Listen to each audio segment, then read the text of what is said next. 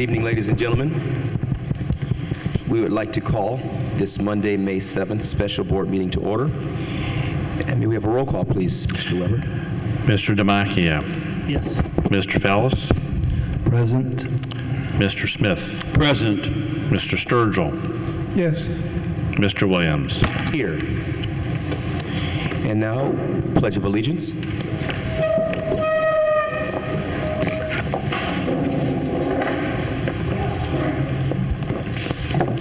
Mr. President, Vice President, board members, Dr. Brandon, and Mr. Weber. Tonight, we will have Alex Brzozowski, fourth grade student from Garfield Elementary School, lead the Pledge of Allegiance. Alex is the son of Riddy and Adam Brzozowski and has one sister, Ashley, and one brother, Adam Jr. Ashley and Adam are both students at Lorain High School. After their pledge, Alex will share the Garfield Pledge. Ms. Barb Kapachitsky, principal of Garfield Elementary School, is here tonight to support her student.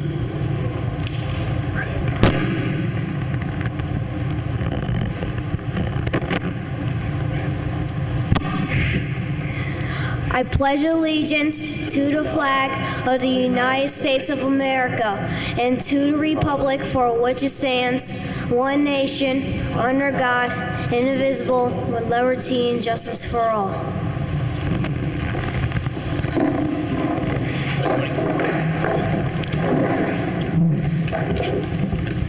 Good evening. I am Alex Brzozowski, and I'm a fourth grader from Garfield Elementary.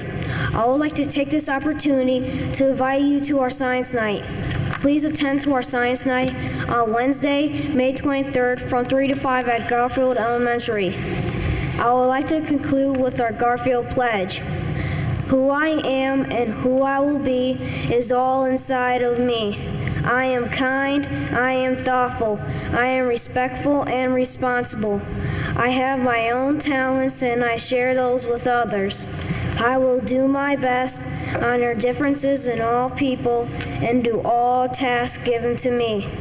I am responsible for myself, my words, and my actions. I will succeed. I am a Garfield Gator. Okay, all right. Go Gator. Go Gator. Will the parents of Alex please stand up to be recognized?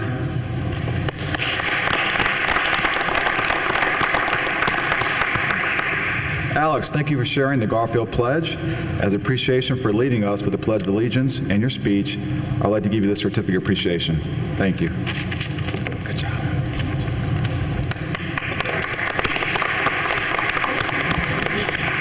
Now that young man sounds like he's as proud of being a Gator as I am of being a Buckeye, Mr. Washington. You all right? Took me by surprise, didn't it? And the reason I said that is because we all know that the greatest university in the country is the. Hey, be careful. All right, I won't go there. I'll just, I don't want to offend that northern rat. Okay. I need a motion to approve the minutes from our special meeting held on Friday, April 27th, 2012. Motion to approve. Sturgill. Support. Discussion. Roll call, please. Mr. Sturgill. Yes. Mr. Fallis. Yes. Mr. Smith. Yes. Mr. Damachia. Yes. Mr. Williams. Yes. As we go into old business, we're going to have a discussion at this time, which probably will, I'm guessing, be a major piece of our evening meeting. And it has to do with the decision and some of the dynamics around new revenue for the school district. There's some reports that we will have from, I believe, Mr. Weber and Mr. Giardini to help with in terms of some formalized legal opinions and also an opinion from the county auditor. This is intended to be a fairly rigorous, intense conversation because we're not going to just focus on what we're not doing, but we're going to really try and get some good identity and leadership in terms of where we're going and when we're going and what we're going to accomplish when we get there. So, first of all, there was, as Mr. Smith indicated in his letter, there were some upsides, some downsides of what it meant to do an income tax piece. And we knew that we were in somewhat uncharted territory, and there were some opinions about what could happen and couldn't happen. And so what we did is we reached out to Squires, provided the legal opinion, and the county auditor. So just for objective statements, we want to hear those, and then we want to get into a further discussion among board members. And feel free, Dr. Branham, Mr. Weber, to jump into this discussion, because again, this is about how we're going to get to where we need to be. Just I have a question. You said Mr. Smith's letter. What are you referring to? Well, actually, I'm more referring to at our last meeting. Okay. You read a letter that stated your. I read a statement. A statement. I'm sorry, letter statement, and this is what we talked about, that we would make sure that at this meeting we came back and addressed those issues. Because if you're talking about what appeared in the Morning Journal, I need to clarify that. Please. I only sent information to both papers to substantiate my position in opposition of a special election. When Mr. Skoke called me, he asked permission to publish it. I did not ask it to be published. I did not send it as a letter. He called, he had a couple of words we needed to clarify, and he said, "It's a good letter, I want to publish it." And I said, "Tom, it's not a letter. I didn't send it to you for that purpose." But he said, "It's a good letter and I want to publish it." So that's how it got in the paper. And as far as the title to the letter, which I believe was Special Election, Bad Move for Lorain Schools, those were not my words. Those were Mr. Skoke's. Thank you. Okay. So moving forward, and again, I will move this over to Mr. Weber, and then you can expedite the different opinions that we will hear at this stage, and then board members may have some questions on those, and we'll trust Mr. Giardini. You have read the opinion, and you can make sure that we're interpreting it correctly and accurately. Please, sir. The opinion, there were a couple of questions that were posed in terms of what could be done with the give back if we were to repeal 2 mills on the levy. There were quite a few questions, and I think we did receive some opinion on those. The treasurer, Dale Weber, received an opinion from our... Can you put your mic up? The treasurer received an opinion from Squire, Sanders, and Dempsey. They're the law firm that we use when it comes to drafting language for levies and the like.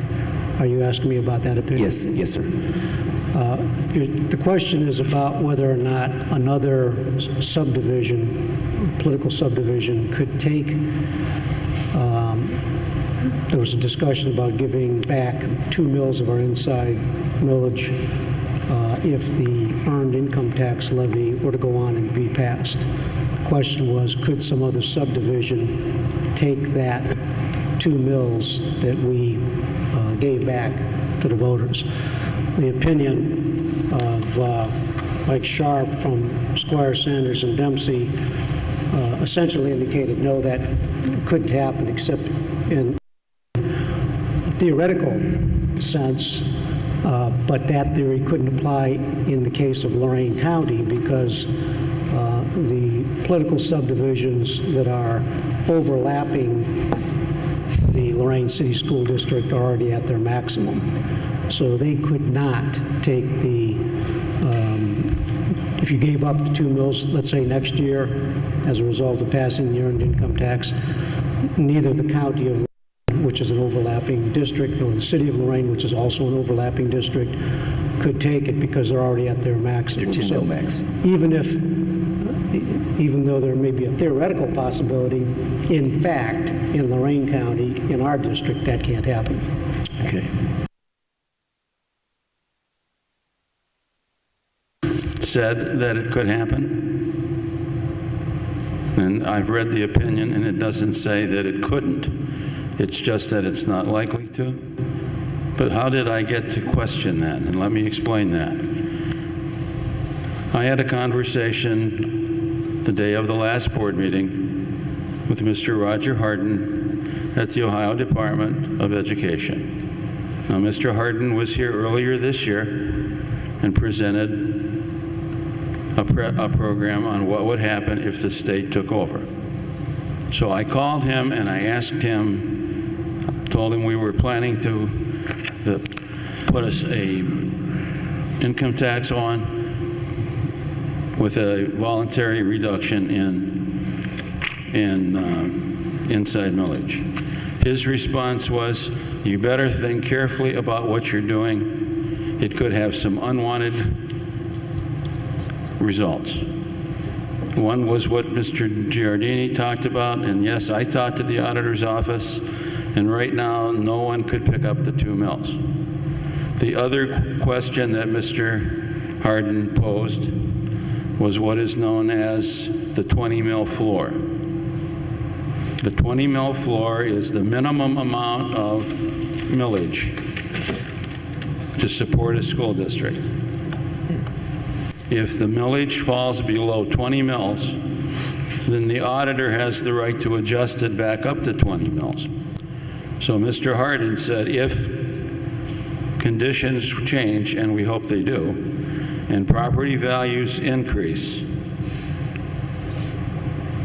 then it could be that our effective millage, because there was a law passed in the 80s called House Bill 920 that prevents any piece of property from being taxed more than it was taxed the year the levies were passed. And if property values go up, to make certain House Bill 920 is followed, the millage has to reduce. So we now have effective millage.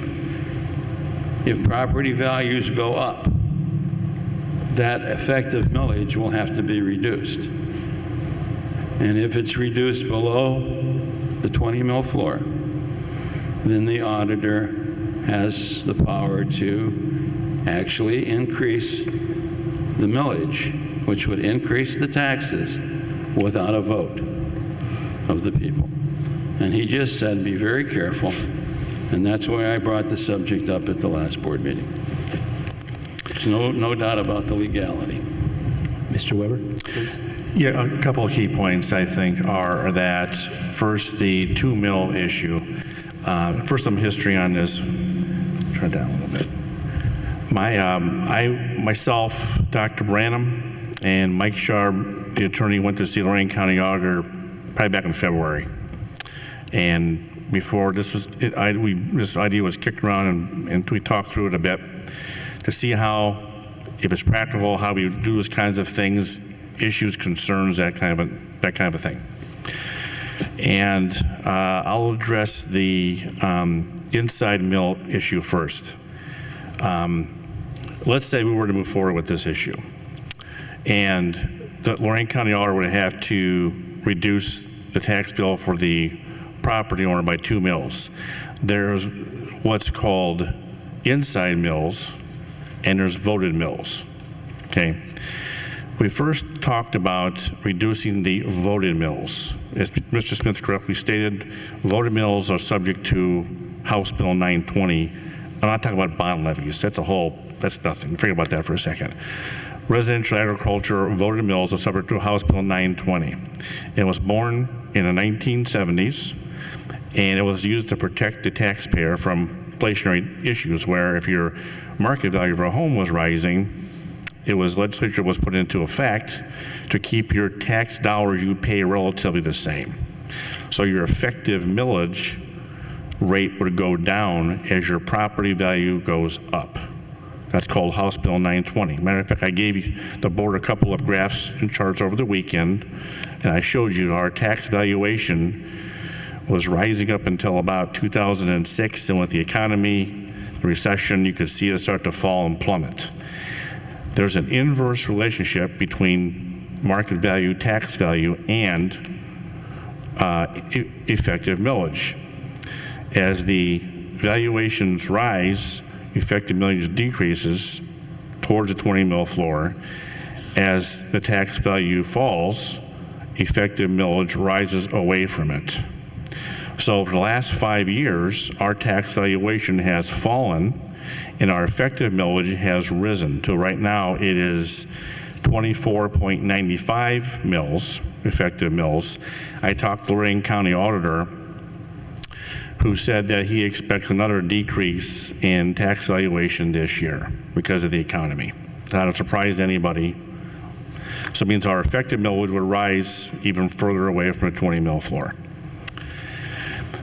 With that being said, I go back to our February meeting, and we said, okay, maybe it's a cleaner approach if we were going to reduce the 2 mills to reduce the inside millage instead. That way, it's just a clean approach as opposed to factoring in House Bill 920.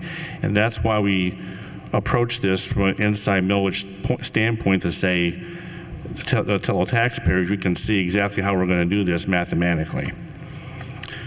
That's the first thing. The option is there to reduce the voted mills instead of the inside mills, which totally takes this issue off, I think, off of the discussion table regarding the potential problem and issue. But the other problem and issue that Mr. Sharp talked about, Mr. G&D talked about, was the once in a nuclear meltdown scenario where cities and counties can invade your inside millage. And cities and counties can invade your inside millage today, but how that would happen would be, I don't know what would cause the effect where they couldn't pay their what's called general obligation debt.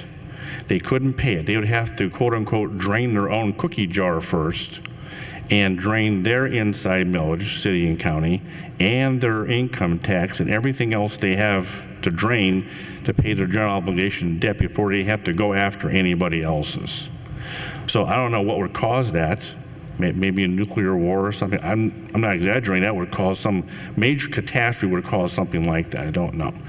So that's just some background on a couple of items there. But I go back to the 20 mil floor again. If we're at 24.95 mils, let's say we're at 25 mils to round up, and we're going to rise even further away from it, it would take a pretty significant increase in our market value and tax value to get down to that 20 mil floor. And in all the discussions we've had, we talked about this earned income tax being a finite number of years, 5, 7, wherever it was going to be. It was not going to be continuing. So we would reevaluate, reassess in 5 or 7 years and see where we're going to be. My point I'm telling you all is there was a lot of homework that was done 2 and 3 months ago, a lot of conversation before we came in with this package that's before the board today. Okay. Gentlemen, questions? I have a question of the Yes. treasurer. Why did you not recommend that we add into the ballot language the reduction of 2 voted mills? Because we wanted to make it a clean, separate vote to make sure everybody knew what we were doing and it wasn't muddled with the rest of the language in the earned income tax levy language.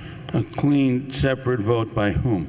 The Board of Education, to show that here's the earned income tax as one vote, Yeah. and we're doing the 2 mil give back as a separate vote so that everybody can see exactly what we're doing. Would you say that if it was on the ballot, in other words, if the ballot read a 1% income tax along with a 2% reduction in the property tax, and it passed, it would then take a vote of the people to restore the 2 mills?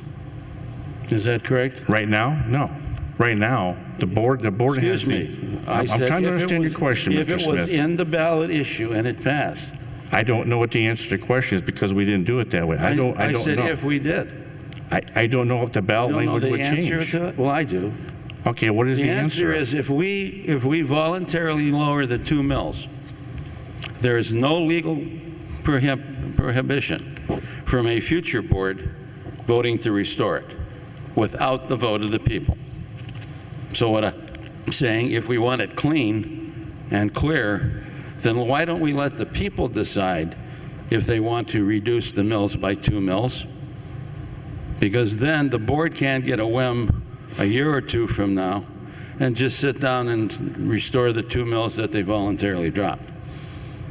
So there's no guarantee, folks, that if the 1% passes, and this board, and I'm already on record as voting against reducing the millage, that a future board could change that, restore the 2 mills, and it would not take a vote of the people to do that. It would only take a vote of the board.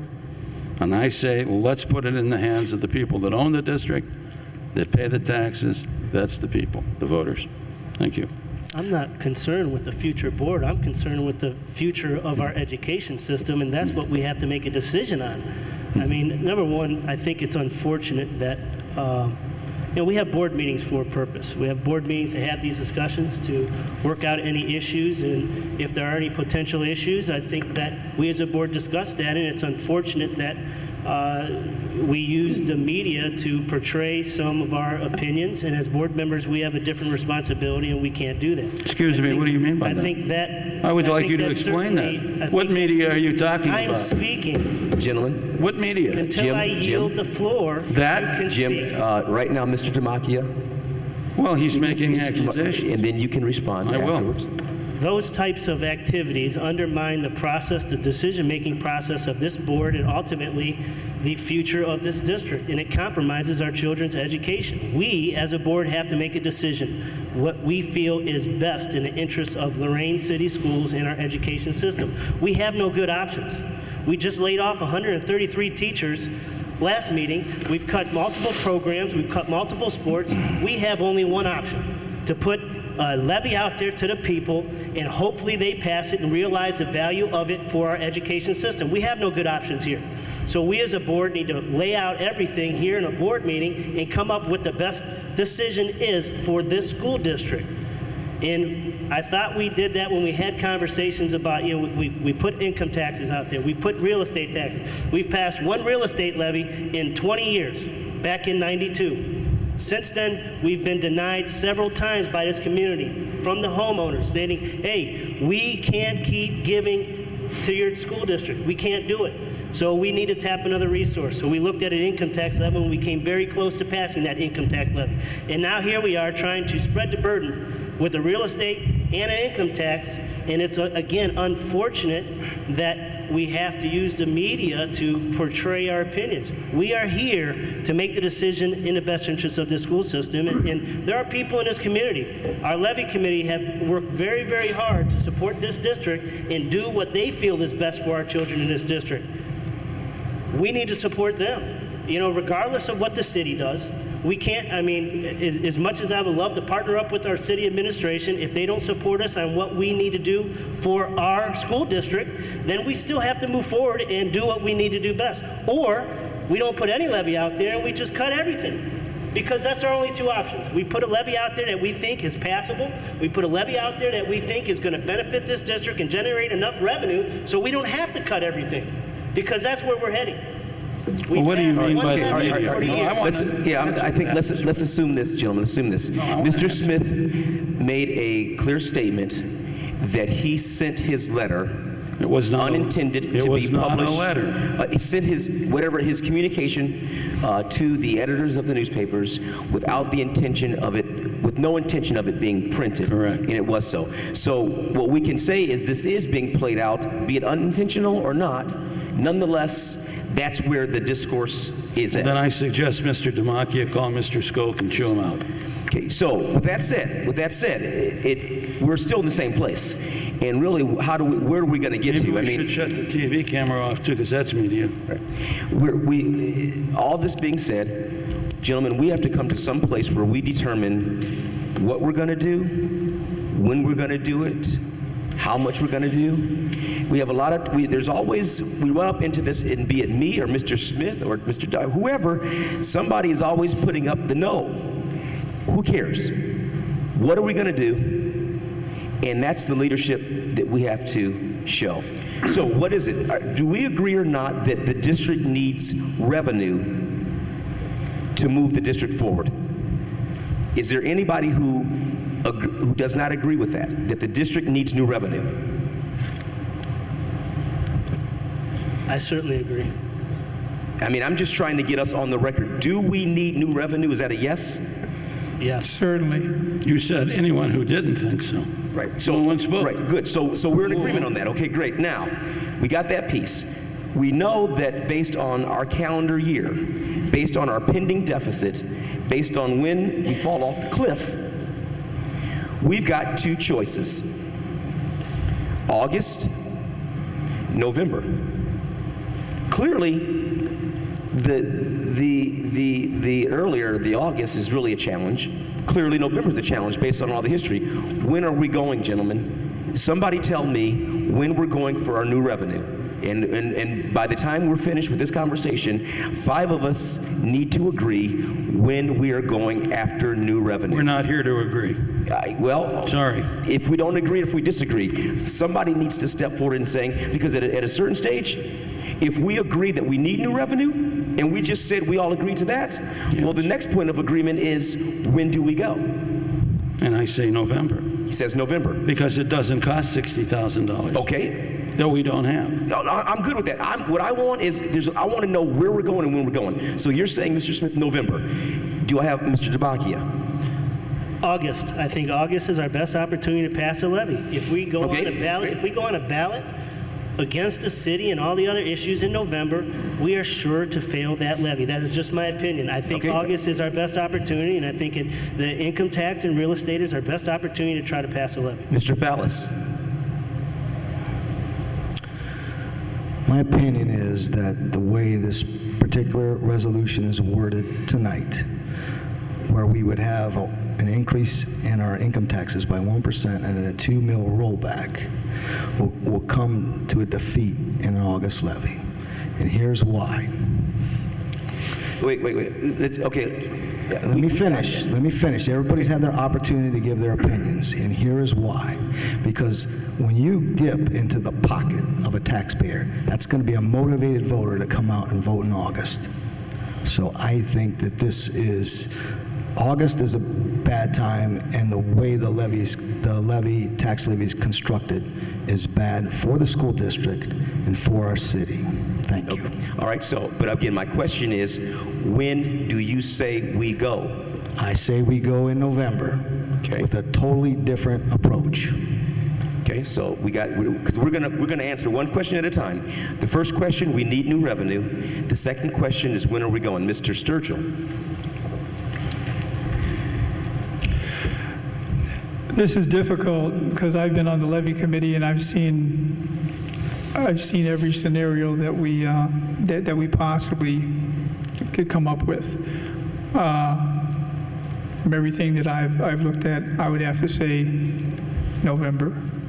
Okay, fine. Now, gentlemen, me? I am good whenever we go, to be honest with you. I am good, but November it is. November it is. We're going to agree. I mean, I'm November, great. You've got me on the record, November. How much, Mr. Smith? I think that needs to be thought out. Right, but based on As a matter of fact, I spent an hour with Mr. Skoke this afternoon. I was able to convince him that August isn't the right time. And I did that because of the 14 issues that were on special elections in August.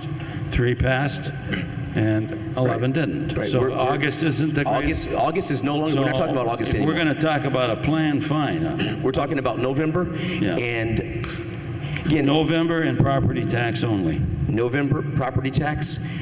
Let's talk about an amount, gentlemen, because this is not the first time we've been here. Let's not make it seem like we've never talked about millage and the upsides and the downsides. Let's not act like we've never passed or we've never voted to put on an income tax before. With the amount that we were going after with the 1% and the 2 mil give back, I would, if I think I have it correctly, I think it would be about a 4.8. Would equal pretty close to what we was going for. Would that be correct, Dal? I'm sorry, say it would be what again? I'm talking about the amount of money. If we were giving a 2 mil give back, if we were going 1% with a 2 mil give back, I mean, I'm thinking that the amount ends up somewhere 3.8 million, or right around there, between 3.2, 3.8. This is why I can figure it out mathematically. This is what I think we should do. Okay. We got some of the 5-year forecast at the end of this month. Okay, we now have some more detailed information than we had a few months ago regarding some of the personnel type of items. It would make sense for me, because I want to incorporate that in the next couple of weeks. We don't have to decide anything tonight anyway. We have plenty of time if we're going to be out in November to do some of the modeling so the board knows what the decisions will be, both short-term and long-term, in the next 5 years. That would make sense to me. If you're asking me how many mills that is, Mr. Sturgill, it would be, well, the net of the net of the income tax and the 2 mil give back was about $3.8 million a year, right? So that was about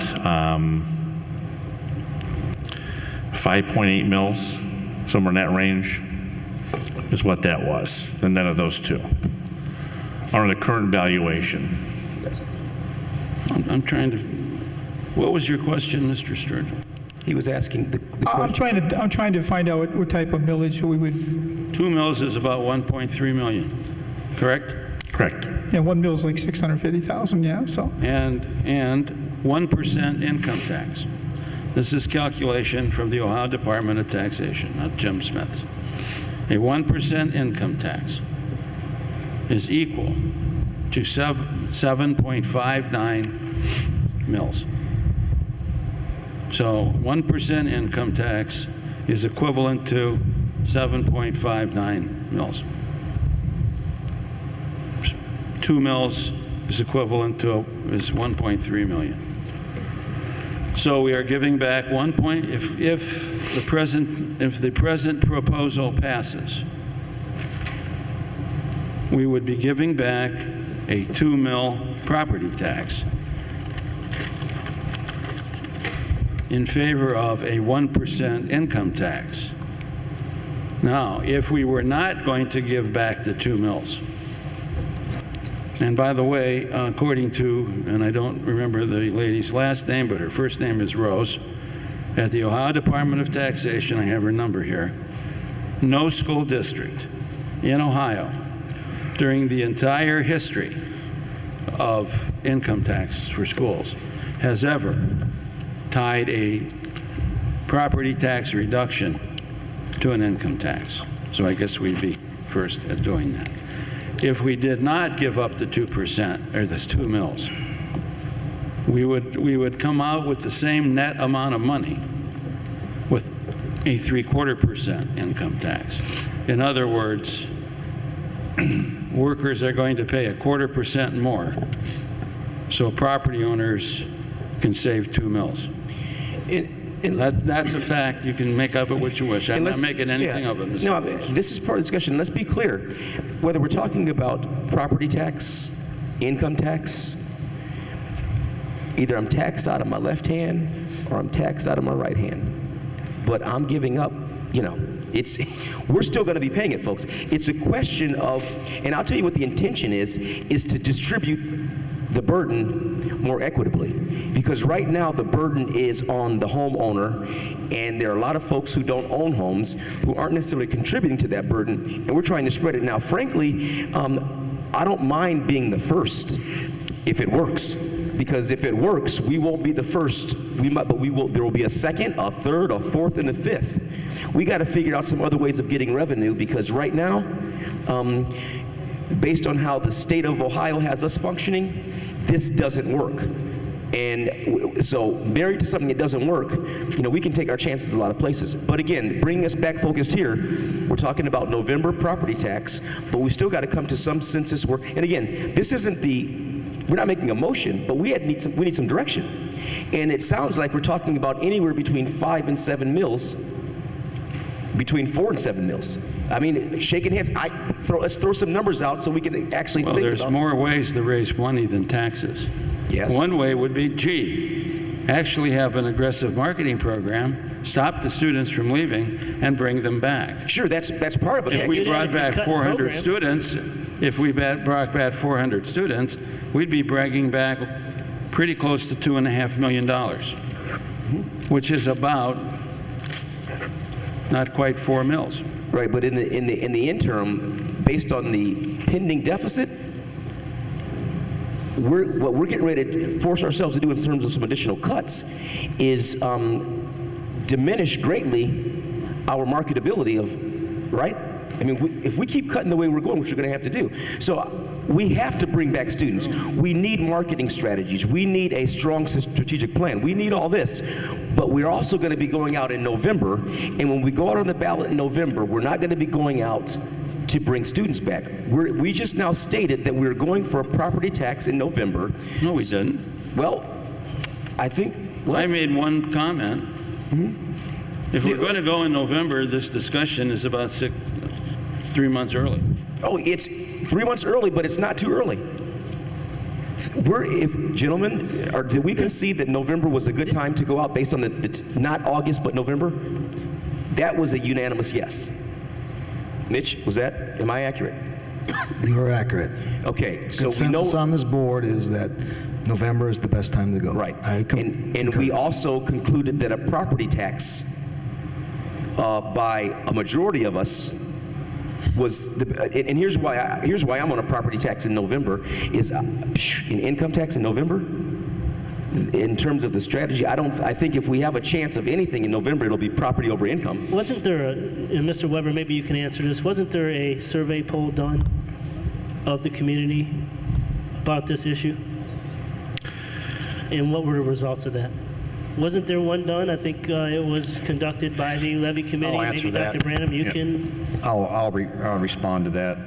Mr. Demakia, yes, we conducted a poll through Oberlin College. We had a chain pool here for two nights and contacted well over 300, close to 400 residents about what they would support in regard to a issue on the ballot. We did not talk, I don't think, and you can correct me if I'm wrong here, Jerry or Bambi, about when, but the bottom line was, and those results are going to be released probably Thursday with a meeting of that professor and the students that conducted it, but we had an informal response, and the two key things were that those respondents were very unlikely to support any property tax issue, and they were somewhat likely to support an income tax with a 2 mil give back. Those were the two key issues in the overall survey. So what do we conduct those surveys for? Why do we waste the time doing that and going out in the community and trying to figure out when we're just going to turn around and not value that kind of work? I just don't understand. If that's what that poll stated, at what point in time do we put any value in that? And I'll comment on that. I think there is value in that poll. I think but polls are used for two reasons also. Polls tell you where you are.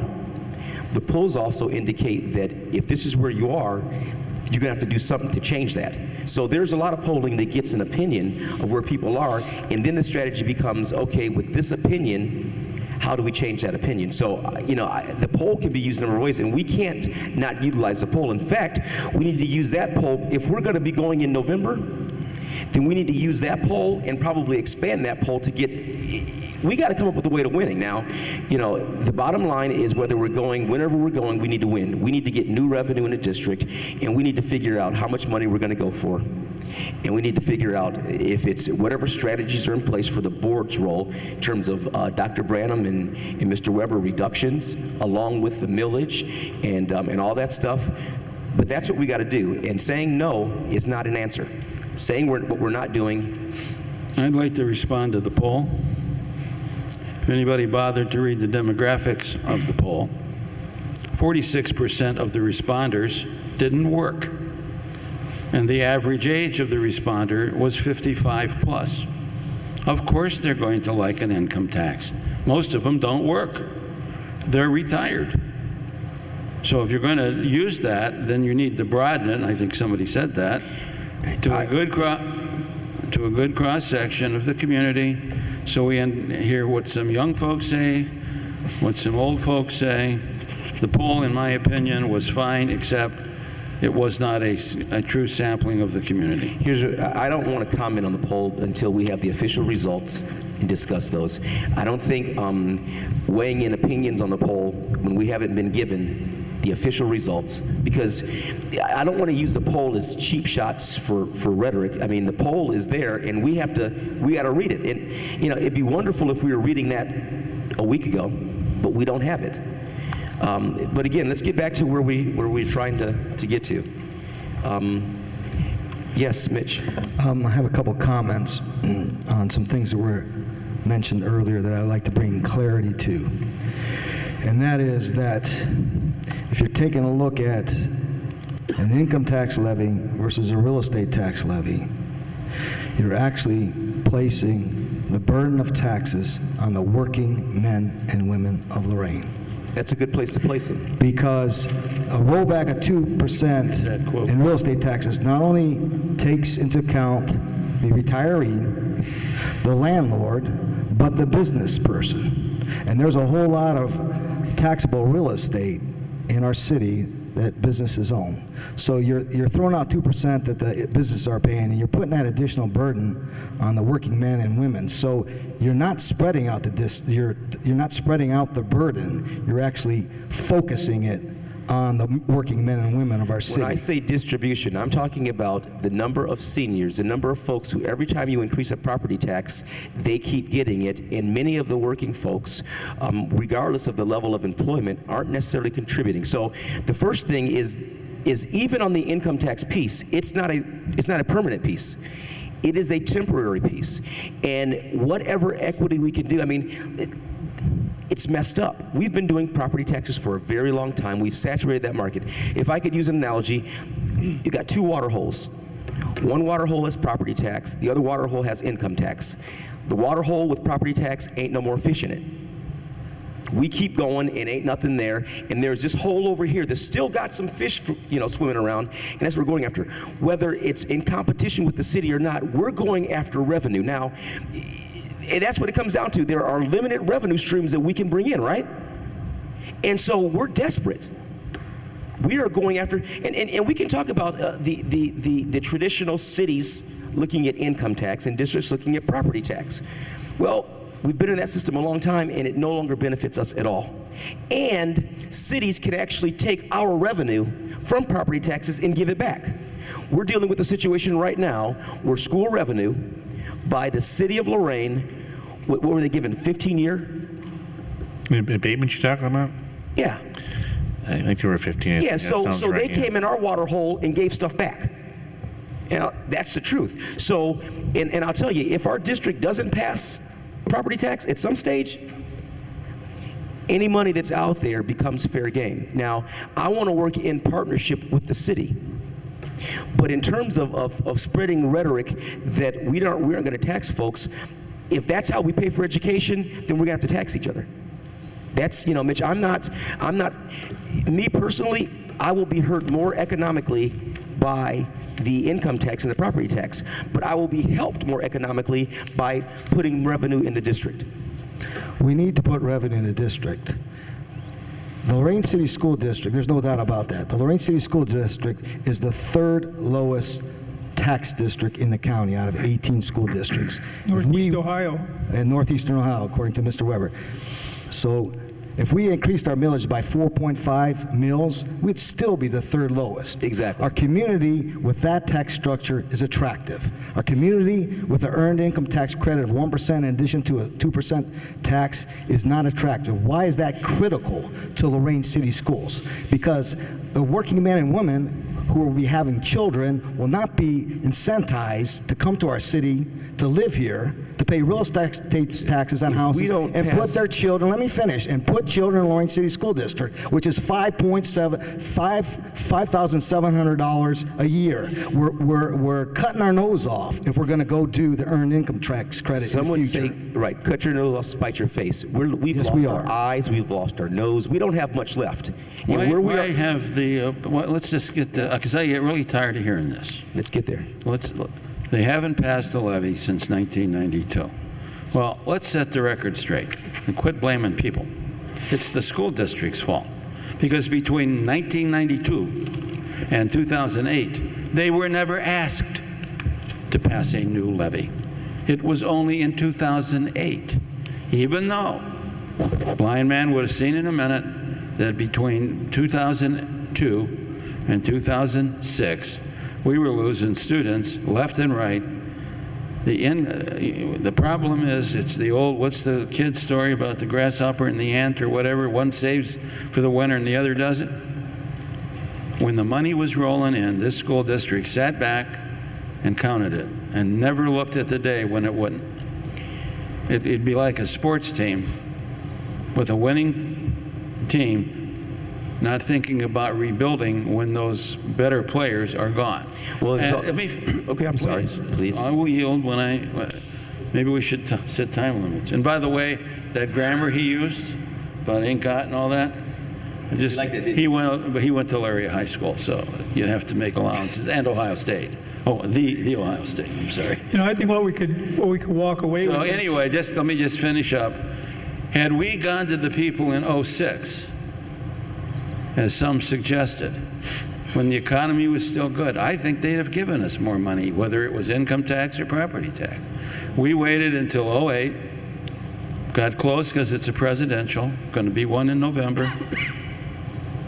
But it's our own fault. Right, but we can't do anything about what was or wasn't. But we don't have to blame people. No. Our pending issue is about the last 4 or 5 that have fallen, and the new advent of the whole charter school piece. Now, I'm the guy on the board who's pro-choice education, whatever, but charter schools are killing us.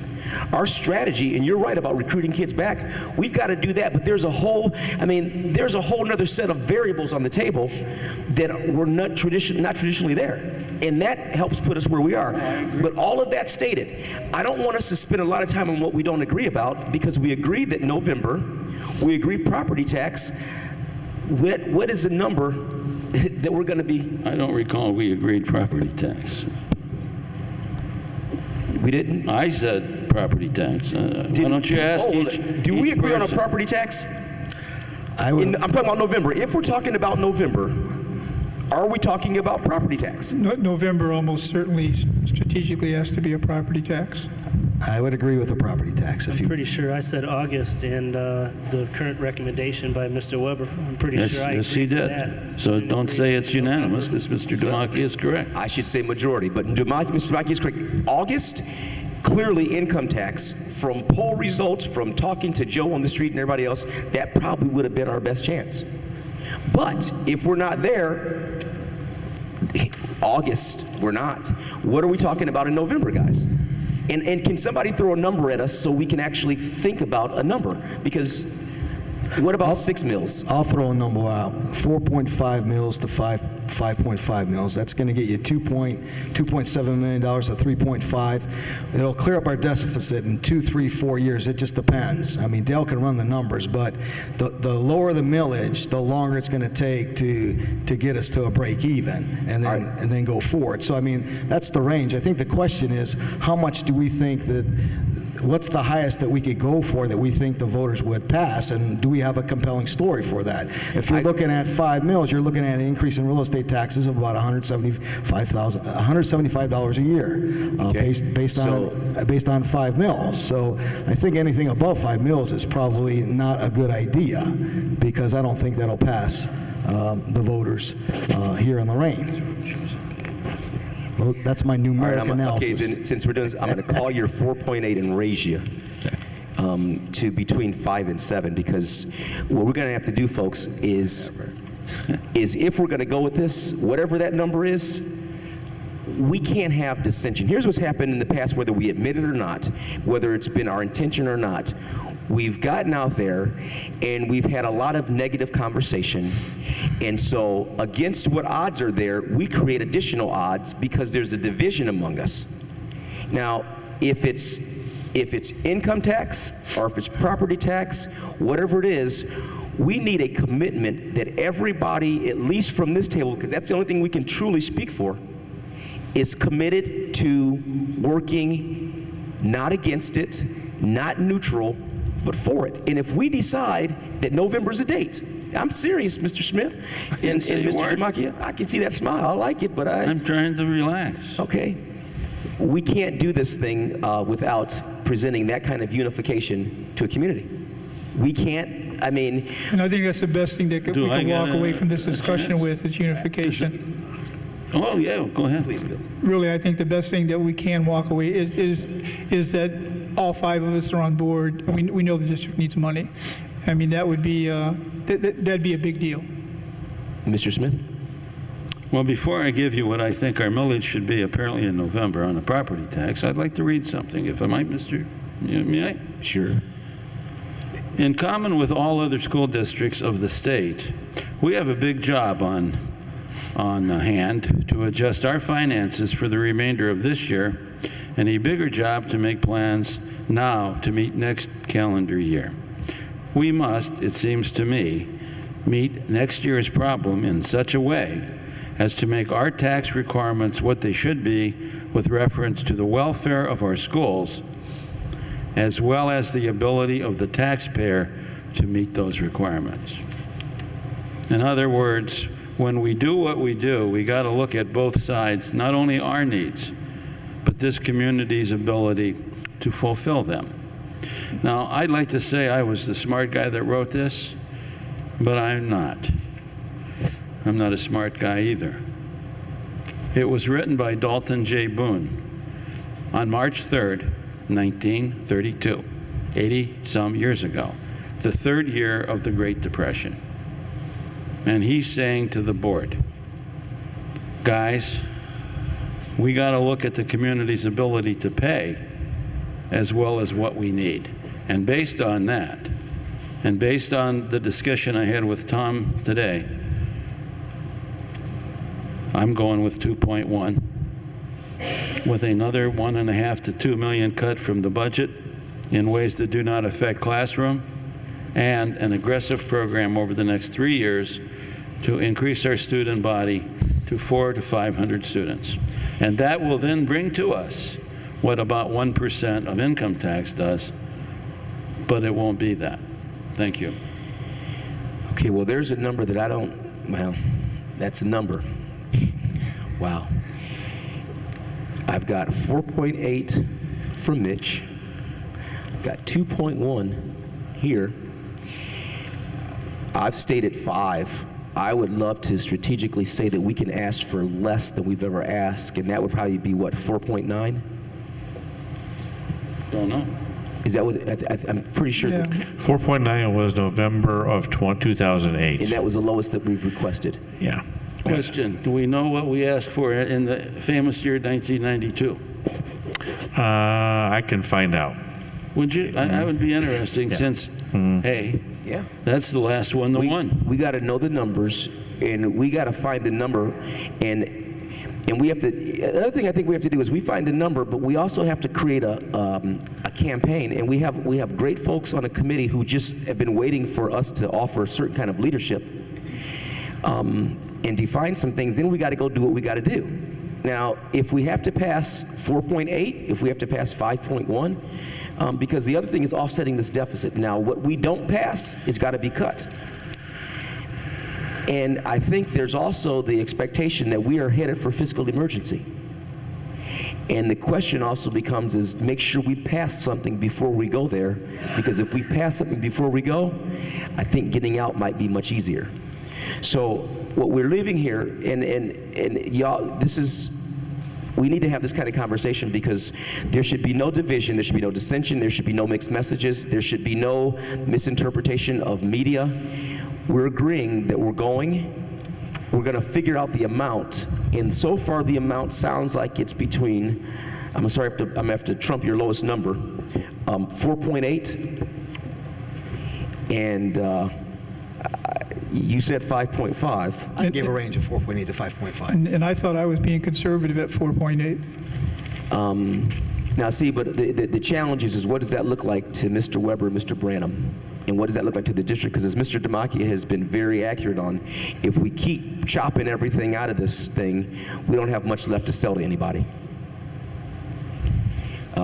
But The one thing I agree with Mr. Smith on is that, I mean, and we've talked about this before, is the recruiting of the, going back to the charter school kids and seeing, and doing exit interviews, finding out why they left. And this, I think we did this with Dr. Atkinson. We had this talk before. I mean, I can remember having it. And it's just never been done. I mean, it's just never been followed through. And I think we do need to follow through on this. That's one part of it. It's an important part of it. Well, the one advantage, if I might, let's put this in a business context. One advantage of going under state oversight is it gives us time to get out of the hole. We can advance, and you and I sat in the meeting, Mr. Williams, with representatives of the Auditor of State.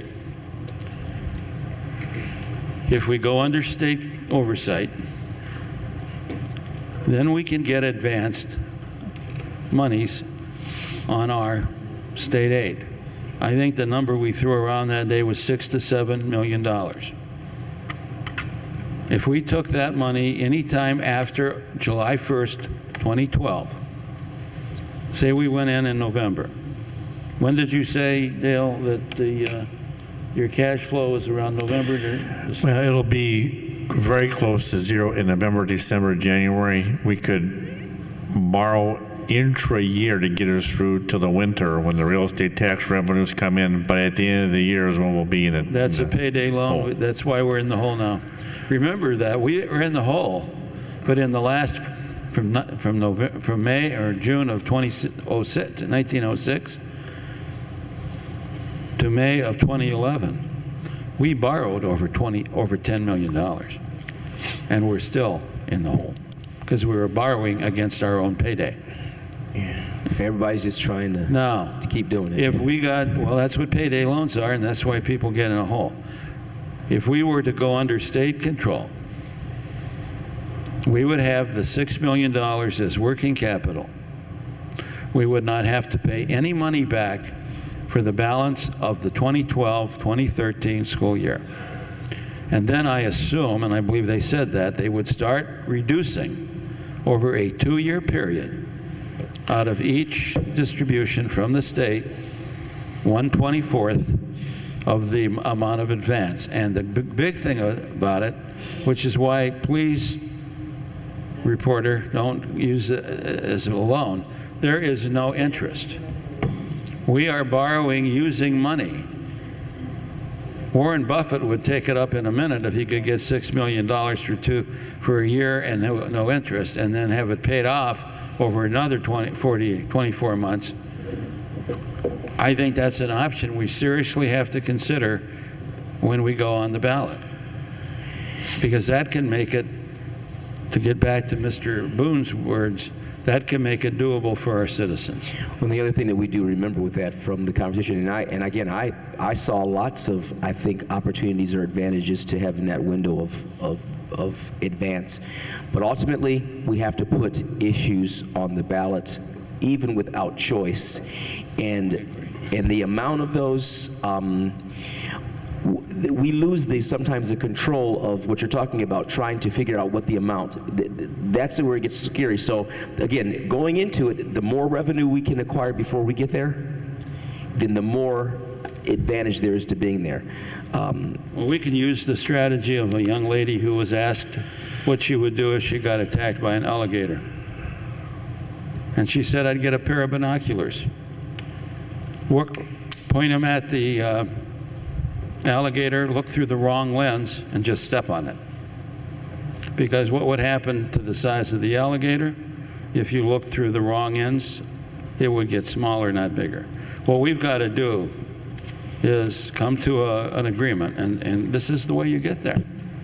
Democracy, Winston Churchill said, is the worst type of government in the world, except when compared to all the others. So we have got to come up with a strategy that's doable, that maintains the quality of our school district, and I think if we put our minds together with the help of the good people on the levy committee and the community, we can do it. And we can't be the enemy. Now, gentlemen, as we get to closing this discussion down, sometimes we are our worst enemy. And what we've done, and I'm talking about us sitting up here, what we've done with our sometimes semi-reckless discussion of these pieces, with our, we can't control what media does, but at a certain stage, we understand the atmosphere there, and we can't contribute to it. And that's me, that's any of us. If we keep having dissenting opinions about things that we agree on, just for the sake of showing this distance that we don't need to show, it's almost like we're scared to actually agree on things, then people take advantage of it. Now, and we have constituencies. We have groups of folks who they're just waiting to see what we do, and then they rally behind it, and a lot of times they're rallying for the wrong thing. I mean, we've got folks who, based on some of our rhetoric, are being more of an opposition to the district moving forward than being in favor of it. We have certain blocks of folks who keep voting against what we're doing. And part of it is because of the stuff that we're talking up here. So our commitment has to be that we are for getting new revenue in the district, and that we're willing to work towards that, unconditionally. So, Mr. President, what have we accomplished? Well, I don't know. Well, I do. We've set when we want to go. Mm-hmm. We've discussed how much, but we pretty much decided it's property tax. Is that correct? Mm-hmm. And so we've accomplished something. And now the other piece that we have agreement that everybody is in 100% of doing that and are not going to, it's not about blocking it, it's about what are we doing to move it forward. I mean, and I've talked to the levy committee folks, and we don't need to be at every meeting, but they would love it if we would show up just occasionally, and that's for any and all of us, just occasionally, and go in there and say, thank you, we support what you're doing. But when we go, sometimes we go, and it's the challenge. I get it, we're the board, they're the committee, but if they've got to feel our support. And if they feel like that we're fighting against them, that's not reasonable. And they have felt that way, and they've told me that, and so our commitment, yes, Mr. Fallis. Wait, I'm sorry, I want to comment. No, please jump in. I want to comment when you're done. Okay, because I'm never finished, so jump in. Okay. There's just one thing that I'd like to say, but before I do, I think it's healthy actually to have a dialogue about different ideas. I think everybody on the school board is here for a reason, and they have passion about their position. And ultimately, we have to work through the discussion, the facts, in order to come up with a decision. And us as a school board, once we make it, that's the decision collectively, it's collectively, because that's just how we are allowed to act as a collective group, not as one. So, but based upon the spirit of where you're going with this conversation, I'd like to add one other piece of information and then ask a question. And the piece of information I'd like to add is that we've kind of sort of we're gearing towards the real estate tax levy in November. One of the things that I like about that is that the money that we can get from that will come in predominantly 1 year earlier than it would for an income tax. I think that's a compelling story for the school board members who are trying to deliberate what to do and to have a solid financial school district. So based upon what you're saying, I would ask that the Lorain School Board right now get behind the idea of having a real estate tax levy on the November ballot. Thank you. And we need for us to do some letter writing, to do some phone calling. We don't need to wait until next month. Board members, we can leave this place and make sure, we've got to be available. And we've got to lend ourselves to some strategy within that committee to make this happen. So I don't want to belabor it too long because I've beat the horse. It's dead. Been an hour on this. I would, though, Mr. or Dr. Branham or Mr. Weber, do you have anything that you want to add to this? We respect, and I'll tell you this also, the administrators had lots of conversations about what they thought was most effective. It's clear that we had a chance if there wasn't a falling apart and if there would have been support from both the city hall level, from the mayor's office level, and I don't care what anybody says, there was a chance for income tax in August. There's support that says that. Now, we know anything that we do is it's all marginal. It's all who knows what the chance is. But we've got to make sure that that we're supporting this. And Dr. Branham and Dale, or Mr. Weber, and their staff have worked hard. The levy committee has worked hard, and we keep getting in our own way. And I think it's the five of us that might be more the problem than the solution sometimes.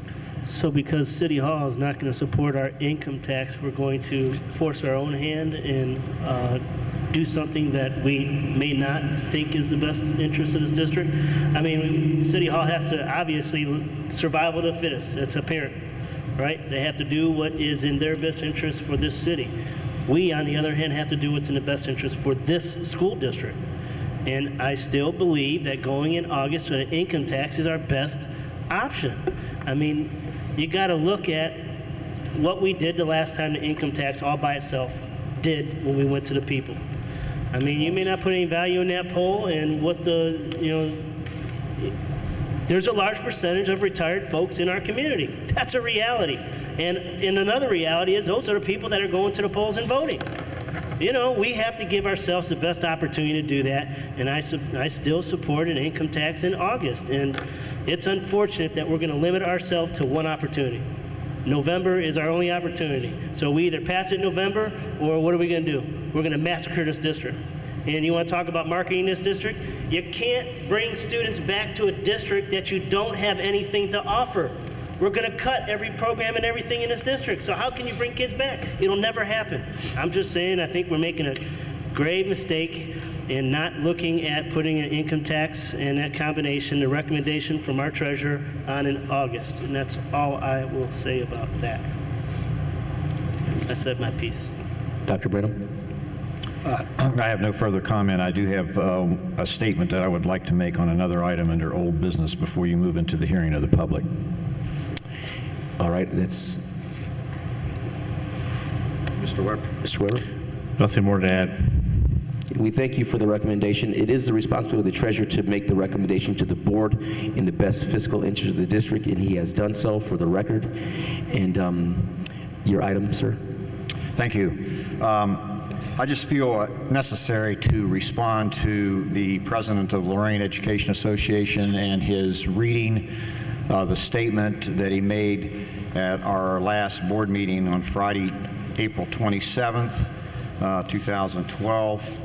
I apologize for reading the majority of this statement because I want to make my points clear and respond to each of his statements that he made publicly here at the board meeting and also in his what's called The Profession, which is a newsletter that goes out to his members. And that copy of that was sent to the Board of Education as well, the members of the Board of Education. As superintendent of schools, I feel that Mr. Wood makes many unfounded and perhaps untrue allegations and accusations regarding the Lorain School Board and its administration. He stated that the current reduction plan recently approved by the Board of Education is misguided, unfair, unbalanced, and unafraid. Unfair, he says, because of 182 to 0 cuts, meaning 182 employees were cut, technically teachers, with no administrators cut. Although he admits that this statement is slightly inaccurate and not factually correct, his words, not mine, Mr. Wood proclaims this to be the perception out there with teachers and our voters. Let me respond to being, quote, unfair.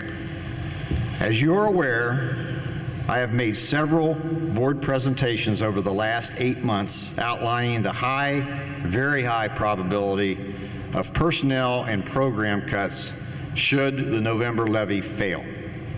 Following the election and the levy failure, I continued alerting the public and school employee groups of the coming reductions.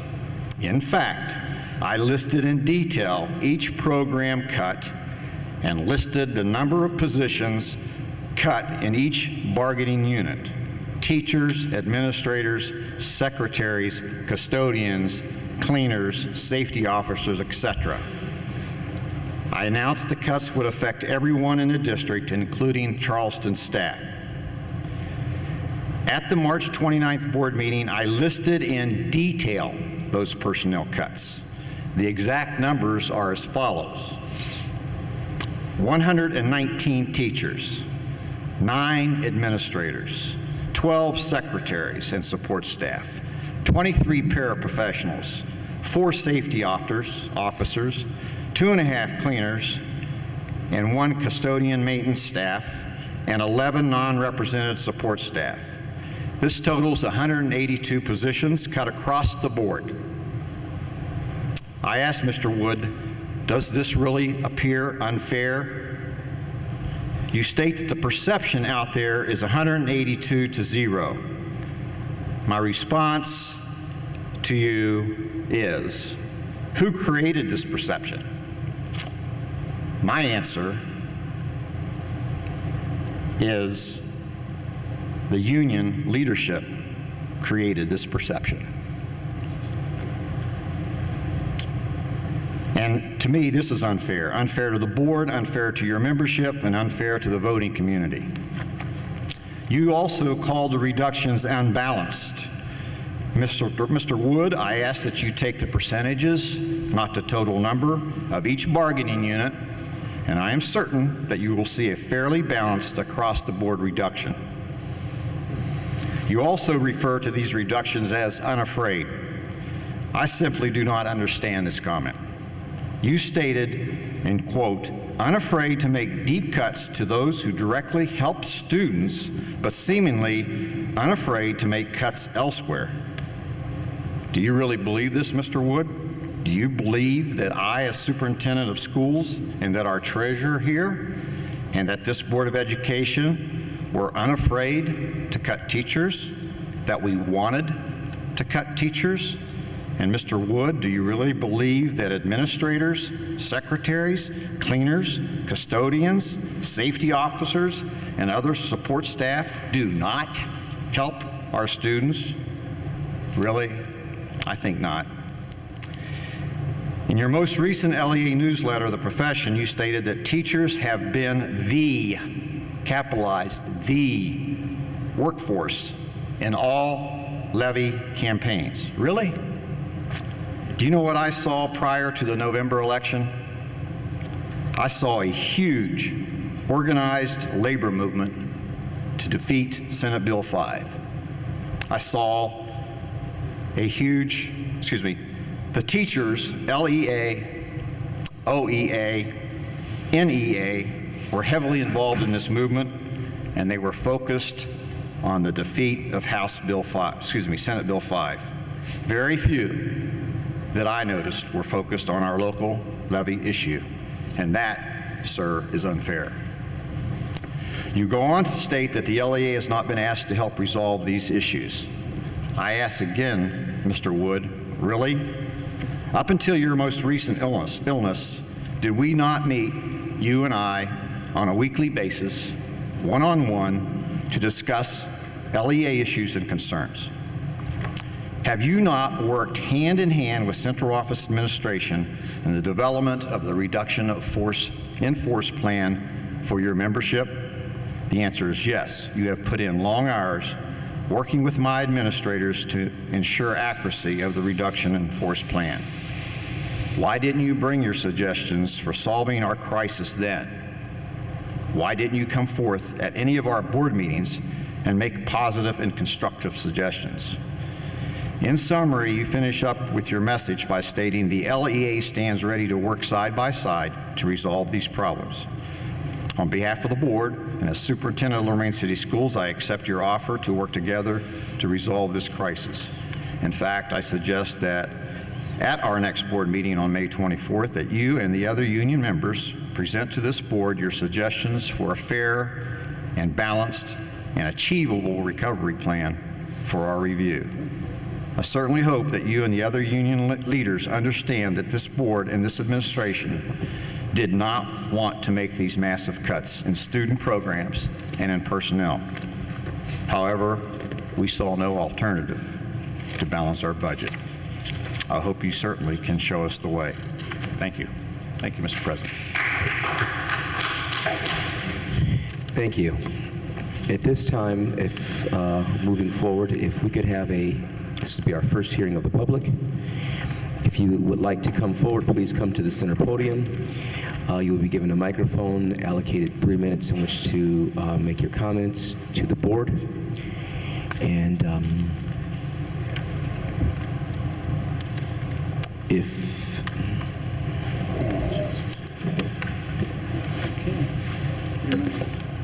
You should get as long as that.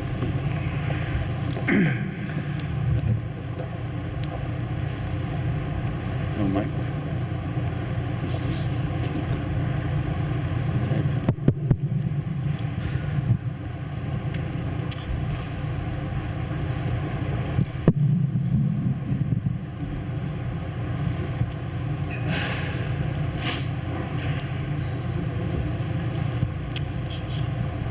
I request 6 minutes as the length of Dr. Branham's speech. you have been allotted 3 minutes. As you move forward, if we determine to give you more, we will, sir. This is not rebuttal time. Thank you. Thank you. Obviously, I disagree with much of what Dr. Branham said. Obviously, he disagrees with me. However, I am glad to accept that opportunity and will present part of my plan tomorrow at a 1 o'clock meeting, if it's still on. I plan to be there. We'll make that, and we'll make our plans known to you ahead of time, and we'll come up with a reduction plan that appears to be fair and balanced, equitable, and achievable. Thank you for the opportunity to work.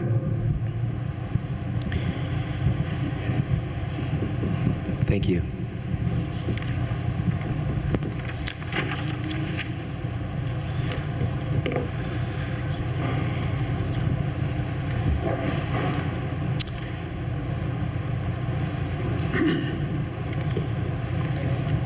This time we will have the report and recommendations of the treasurer.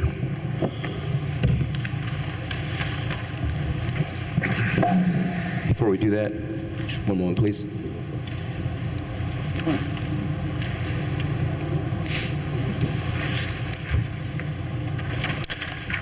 Okay, I have 2 items on the agenda for this evening. Item 1 is the Part 2 of the earned income tax levy, which would actually place it on the ballot. If the board is going to put the earned income tax levy on the August ballot, we would need a duration of any number of years or a continuing period of time. So, item 1 for approval. Motion to approve item 1. And you said we need to indicate a number of years? Need a duration of number of years and continuing, or a continuing period of time. I would recommend 7 years.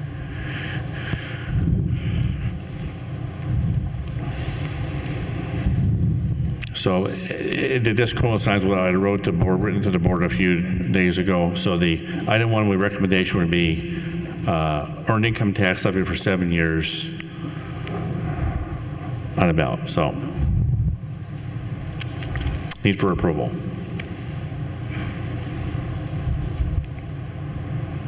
Second. Discussion. Again, I just think that the income tax in August is our best opportunity, and it gives us 2 chances to try to pass a levy here in August and November. We have two options before us, an income tax levy and a real estate tax levy. An income tax levy will bring revenue in 1 year later than we need. A real estate tax levy will bring income to us in the early part of 2013. It's a compelling reason why you would not want to go with an earned income tax levy, but you would want to go with a real estate tax levy. Thank you. Motion's on the floor. Roll call, please. No. I'm going to make a motion to amend the motion to read that in addition to a 1% income tax, that it also include a 2 mil rollback on property tax. Mr. Smith, the rollback was... Excuse me, I am amending the motion to include it in the ballot. That is my privilege. Okay, I understand what you're doing. Good. I'm just pointing it out to you, Excuse sir. me, Mr. Weber, please continue. I'm pointing it out to you, sir, that we had voted on this April 27th. I want to make sure you understood that. Yes, no role in the discussion. I have a motion to amend. It needs a second. Support or second that motion. Roll call on No, the we have discussion on the amendment, please. discussion on the amendment. Thank you. I think it's a fairer way to go because it puts the decision squarely in the hands of the voter. If we pass an income tax with an assumed reduction in property tax, that does not guarantee that forever that will hold. If we put it on the ballot, and there's no difference as far as the public is concerned, except that it cannot be reapplied without a vote of the public. That's why I think it's a fairer way to go. Mr. Giardini, can you, is that, some of us don't know. What's the question? He does. The amended version, does that, first of all, two questions.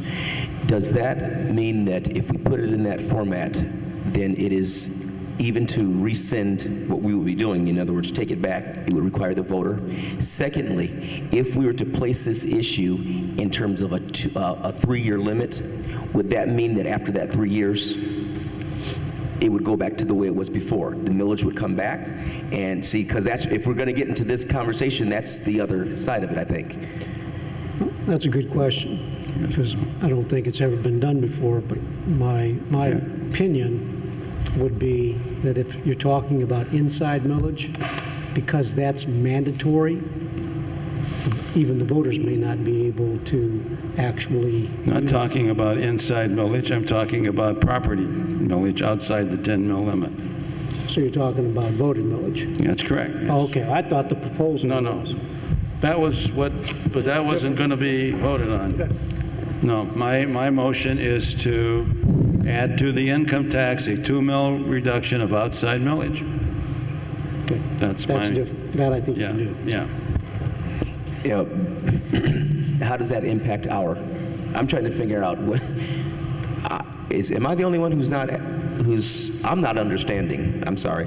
I need clarity. What in the heck are we getting ready to, on this amendment, what does it actually do? And what's different? It allows the voters to pass an income tax with a 2 mil reduction in property tax. Voted, Voted, not a not part. inside millage. not inside millage, voted millage. It would take no further action by the board. Does that, I think you could put that issue on, and I think that would be binding if that's how the voters passed the issue. okay. So just to be clear, we're talking about doing a 1% income tax and a 2 mil give back on the outside millage. Is that what you're saying, Mr. Smith? Yes, Mr. Weber, it is. Okay. And also, I would probably recommend that, and we probably don't have to do it this evening, get the words right, since on April 29th, we did approve a resolution, I'll read it to you. Resolution declaring that upon confirmation of the approval by the electors of the school district at the August 7th, 2010 election of a school district income tax, the Board of Education will take the necessary actions to reduce the levy of ad valorem property taxes within the 10 mil limitation by 2 mills beginning in tax year 2012, collection year 2013.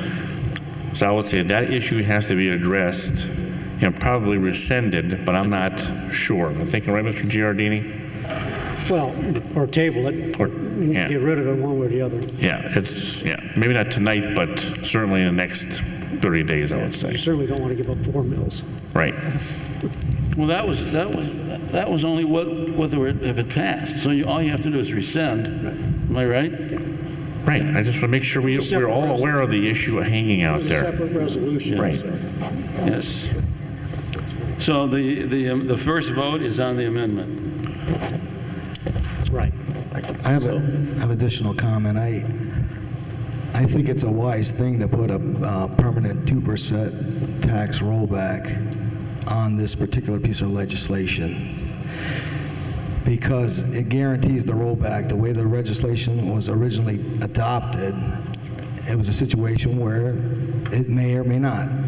And so in order to have clarity, in order to have the voters really understand what they're getting and it to be permanent, I think this is the appropriate way to go. Thank you. Well, I would, in the discussion, I wouldn't suggest that. I would suggest if we're doing a temporary income tax, then the rollback would be the same term as that. Because what happens is we're a board and we're making the decision for the present. We're not trying to own the decision for the future. I hope you heard what Mr. Fallis said. My amendment guarantees that if the 1% passes in August or whenever, that the property tax will be rolled back by 2 mills, and that no board in the future, as they could do with inside millage, could change that. If they wanted the 2 mills back, they would have to go to the public for a vote. What we said at the last meeting was, if it passes, this board. Well, what if it isn't this board down the road? It's another board, and we get in a money crunch. Then all they have to do is apply for the 2 mills they gave up, and they don't have to go to a vote of the people. This is a cleaner, more transparent method. So why don't you just, call the vote? Please, Mr. Giardini. Just so we can legally get it right, though, because we're going to have to present this question to the Board of Elections. And we got to make sure they get it right. Was the amendment, make sure we get it right, was the amendment that for the period of time that the income tax was in place, the 2 mil rollback would be in place? Or are you saying you want the issue presented to the voters that even if it's a temporary income tax, 6 years or 7 years, I think is what the original motion was, that the rollback would be for the 7 years that the income tax is in place, or is that forever? If you read the document from the Department of Taxation. I did. I did. I did. You may not even have gotten it. I did. If we pass the amendment and then subsequently pass the main motion, then the period of time for both the 1% income tax and the 2 mil rollback is continuing. In other words, it's permanent. In other words, to tie a rollback to an income tax based on what was on that piece of paper that I read and called to get the answers from Columbus, then the term of the income tax has to be continuing. In other words, you don't vote on it ever again. Oh, I see. All right, so then, gentlemen, for the amendment, if we want to have a temporary income tax and a permanent rollback, You can't do that. we can't vote for temporary. So you just vote down the amendment. That's Okay. simple. All right. Or vote it in. Either way.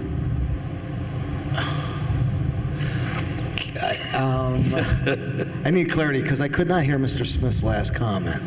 So, In order to have a rollback tied on the ballot, to an income tax, yeah. the period of time for the income tax and the rollback is continuous.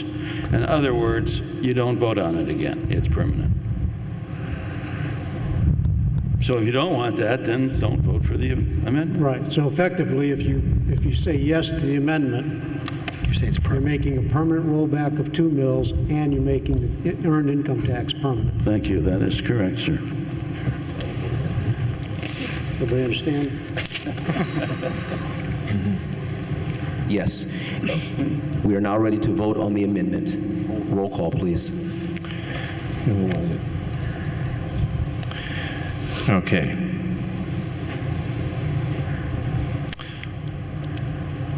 So we're going to vote on the amendment, which is hang on one second here.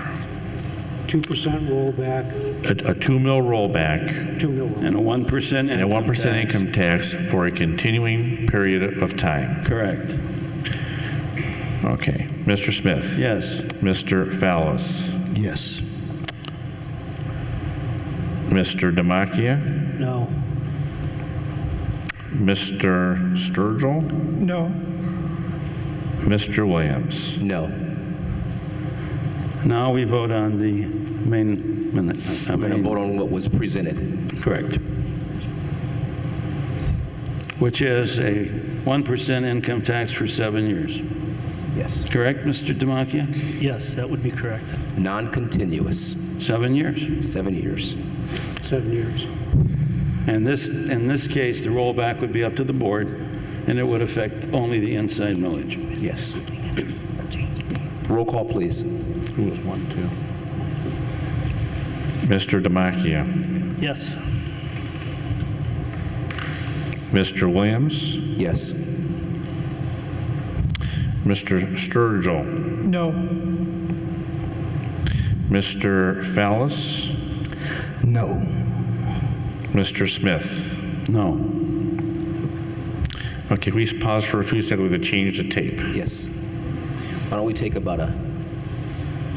Recess? You want a motion? I want to get out of here. So let's just relax for about a minute while he changes the tape. Recess? I see.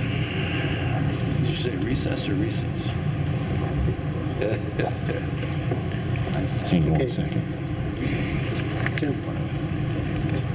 We're ready, gentlemen? Okay, item 2 is the consider approval of donations. Motion to approve. Second, please, gentlemen. Second. Discussion. Vote. Roll call. Mr. Fallis? Yes. Mr. Sturgill? Yes. Mr. Smith? Yes. Mr. Demakia? Yes. Mr. Williams? Yes.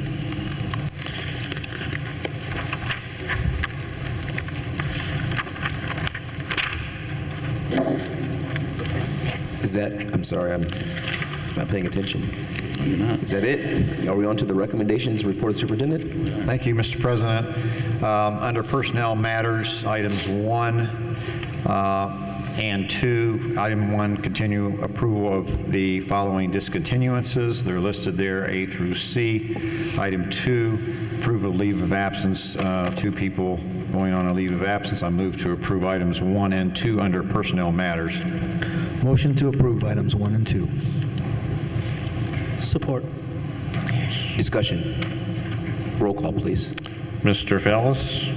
Yes. Mr. Demakia? Yes. Mr. Sturgill? Yes. Mr. Smith? Yes. Mr. Williams? Yes. Thank you. Under Operation Matters, fairly routine agreements being entered into. Item 3 is a World of Difference, a storytelling program that's going to be delivered this month. Item 4 is the Achievement Center for Children for Professional Staff Development, which will be implemented in June of 2012, Title 2A grant expenditure. Item 4, an agreement with Lorain County Community College for parent engagement programming. That will be delivered in May and June. That's a school improvement and 21st century expenditure not to exceed $9,000. Item 6, Consider agreement with Fitness Serve.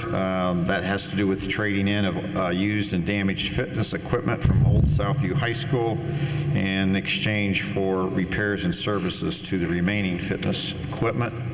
Item 7 under operations is approval of a contract for Paul Gallagher, who is a magician, to put on a program at Longfellow Middle and General Johnny Wilson on May 30th.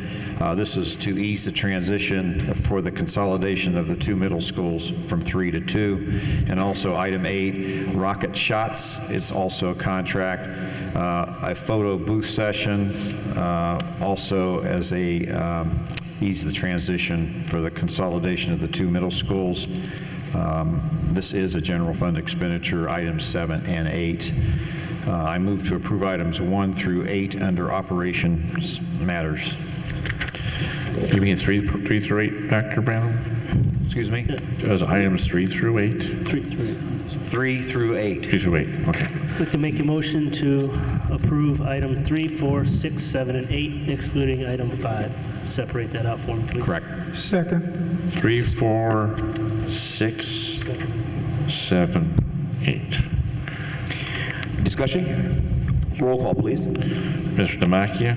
Yes. Mr. Sturgill? Yes. Mr. Smith? Yes. Mr. Fallis? Yes. Mr. Williams? Yes. Okay, that's 5. You got to do one for community college. Item 5.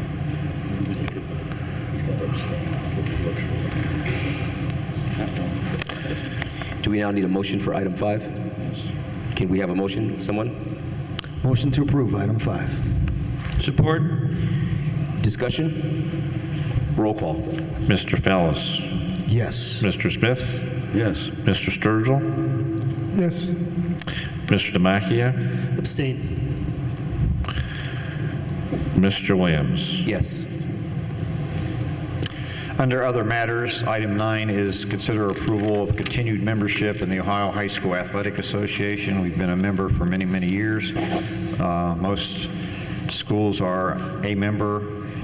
This is a minimal fee. I don't have a number. I will put it in the board minutes or in the board update. Item 10 is consider approval of truck purchases. Quotations were solicited for the purchase of 2 new 3/4 ton pickups and 1 new 1-ton dump truck. Quotes were solicited from 9 local dealers, and there's a recommendation there to accept state term pricing from Germain Ford in Columbus, Ohio at a cost not to exceed $47,900 for the pickup trucks, and it's also recommended that approval be granted to accept state term pricing from Valley Ford, Cleveland, Ohio at a cost not to exceed $33,500 for the dump truck. These are general fund expenditures and have been budgeted for a total of $81,400. I move to approve items 9 and 10 under other matters. Motion to approve items 9 and 10. Support. Discussion?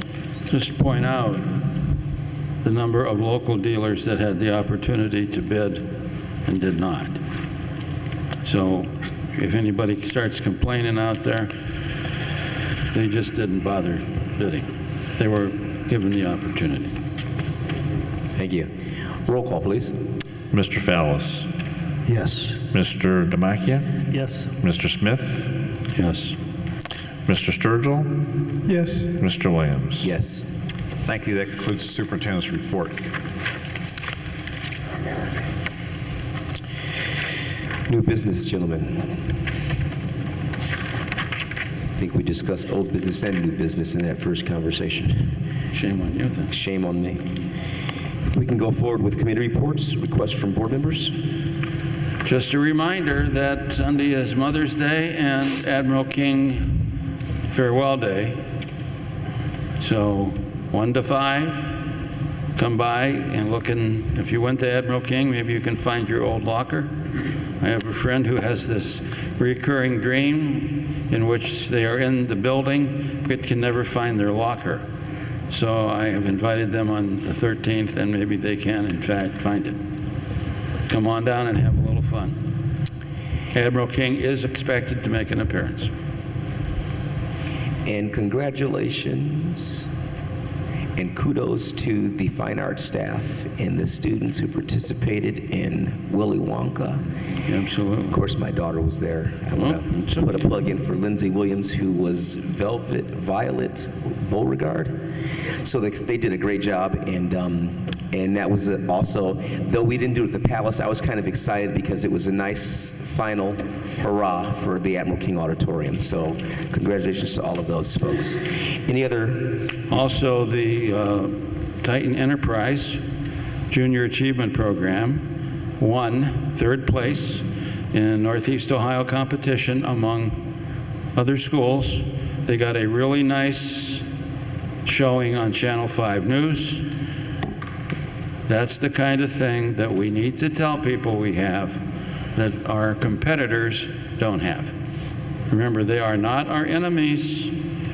They are our competitors, and there's actually a lot of common ground between community schools and public schools, just like there is between Coke and Pepsi. But I'm very proud of those young folks. They did an excellent job on the history of Lorain schools. The video they've made, the DVD, is just excellent, and it's only $10. So if you get a chance, come down on the 13th, and you can buy a book and or a video, and find your locker. Mr. Fowles, if we could have a report on the Superintendent Search Committee? Yes, thank you, President. I'd like to give a brief report on the subcommittee for the search for our new superintendent.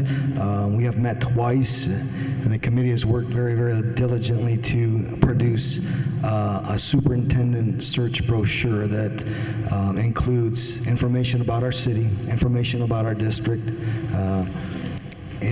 tax information, the different types of programs, and the varied programs that the Lorain City School District offers to its citizens.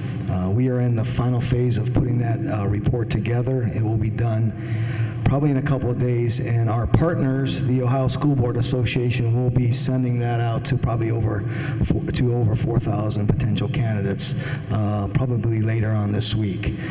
We will be having a public meeting probably the second week of June. We'll firm up those dates, and we'll be inviting the public to come, and we'd like to hear their viewpoints on the type of qualities that they would be looking for in a superintendent. So as we firm up those dates, we will make that information public.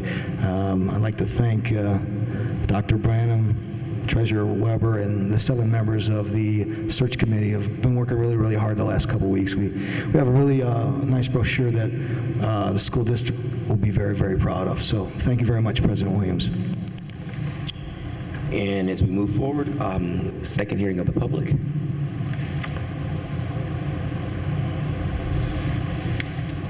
Okay. There is no work session, and in terms of our next meeting, 24th of May, 6:30. 24th of May, 6:30, Jacinto. Right. Oh, just an announcement about the public forum. It's slated for the 16th, a Thursday night at 6 o'clock at Southview Middle School. We will be discussing a redistricting of the Lorain City School District for 2012 and 13. We'll talk about the new high school project, the high school campus concept, high school busing, a possible option there, a little bit on financial status, and probably will not be discussing anything about the levy at this time. But we'll be getting a press release out and inviting the parents and the community members to come out and interact in regard to our next school year and what our school district's going to look like. Thank you. Dr. Branham, is the next meeting here at Jacinto? Yes. Yes. 6:30, May 24th, Jacinto. Yes. Thank you. with that all being said, gentlemen, may we have a motion for adjournment? So move. Second. Roll call, please. Mr. Smith? Yes. Mr. Fellis? Yes. Mr. Demakia? Mr. Sturgill? Yes. Mr. Williams? Yes, we are adjourned. This has been a production of Lorain City Schools TV 20 WLCS. To purchase a high-quality copy of the program you just viewed, please call Lorain City Schools Television at 282-8400.